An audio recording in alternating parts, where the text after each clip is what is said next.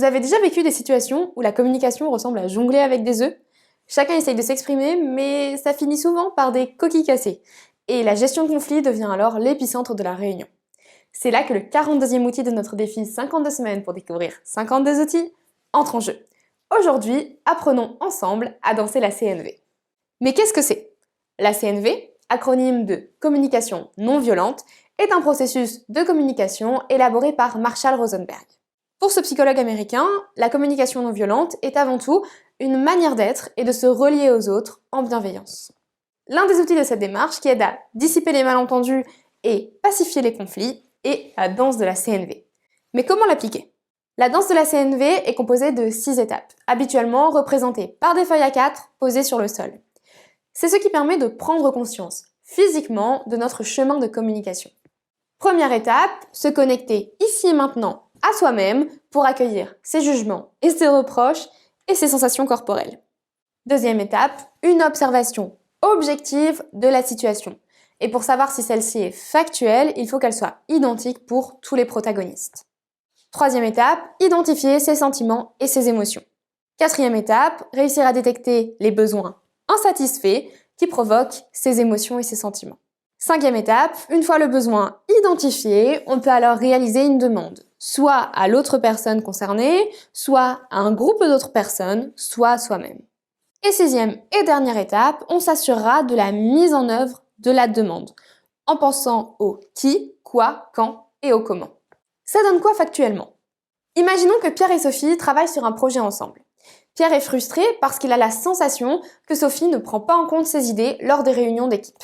Il va alors venir se connecter à lui-même et exprimer ses jugements, ses reproches, ses sensations corporelles et son observation factuelle. Afin de rester dans l'observation et non dans le jugement, Pierre va exprimer un ressenti. J'ai l'impression que. Et des faits. Lors des 4 dernières réunions d'équipe, aucune de mes idées n'a été sélectionnée pour la phase de mise en œuvre. Ensuite, il identifie son sentiment. Je me sens frustré. Quatrième étape, l'identification des besoins. Pierre pourrait expliquer « J'ai besoin de me sentir écouté dans l'équipe. Mes idées sont importantes pour moi. » Lorsque l'on partage un sentiment et un besoin, il est fondamental de rester dans le « je ».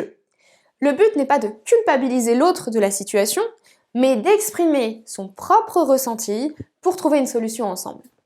Si Pierre partageait son besoin en disant « Vous ne m'écoutez jamais dans l'équipe et tu ne prends jamais en compte mes idées », il y a un fort risque qu'il coupe le lien de connexion avec Sophie.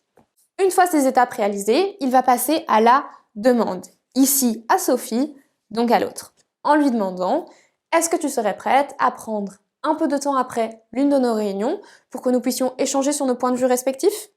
Et là, c'est la phase de fin, la phase primordiale, la mise en œuvre de la demande. Sophie accepte la demande de Pierre et il décide de mettre en place une réunion informelle suite à la prochaine réunion pour échanger sur leurs idées et trouver des solutions ensemble. Conclusion de la discussion, Pierre et Sophie ont une meilleure compréhension des préoccupations de l'autre et peuvent ainsi faire des compromis pour améliorer leur collaboration. Cela ne signifie pas que Sophie acceptera toutes les propositions ou idées de Pierre. Cependant, il aura ainsi pu exprimer directement sa frustration et ce ne sera pas le sujet de rancœur ou de tension sous-jacente par la suite. Et Sophie pourra également éventuellement partager son sentiment et son besoin. Attention, si on appelle cet outil la danse de la CNV, c'est parce qu'il est difficile au début de suivre tout le processus de communication d'une seule traite. Vous allez danser d'un endroit à l'autre. Vous risquez de passer souvent du jugement à l'observation, de faire beaucoup d'allers-retours, ou même d'être à la demande de devoir repasser sur les besoins. C'est tout à fait normal. Cependant, plus vous faites d'allers-retours, plus vous vous fatiguez mentalement. C'est pour cela que cet outil est habituellement représenté sous forme de marelle. C'est pour prendre conscience physiquement de l'effort mental demandé. Donc finalement, plus vous resterez dans l'observation et le jeu, moins vous vous fatiguerez et plus vite vous irez vers la résolution du conflit. Mais pourquoi danser la CNV? Tout d'abord, c'est un outil qui favorise la communication ouverte et la compréhension mutuelle. L'utiliser permet également d'aboutir le plus souvent à des décisions collaboratives. Alors qu'on sous-estime souvent la puissance de l'expression des émotions, grâce à la danse de la CNV, on peut en exploiter tout son potentiel.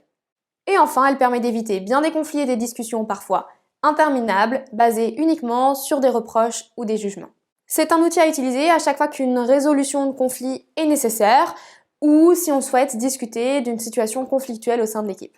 En fonction de l'importance et de l'ancienneté du conflit, prévoyez entre 20 minutes à 2 heures si le conflit est important et nécessite l'expression de chaque protagoniste. L'important est également de favoriser l'écoute de tous et de laisser chaque protagoniste s'exprimer jusqu'à la phase de demande sans l'interrompre. Chacun aura son tour pour danser. On peut également faire appel à un médiateur si les émotions sont trop fortes ou qu'il est difficile d'appliquer la danse de la CNV sans accompagnement. Merci à tous d'avoir regardé cette vidéo et pensez à vous abonner pour suivre les 10 outils restants. Si vous utilisez un outil, partagez-le avec la Loubar Family sur notre page LinkedIn, lien dans la bio.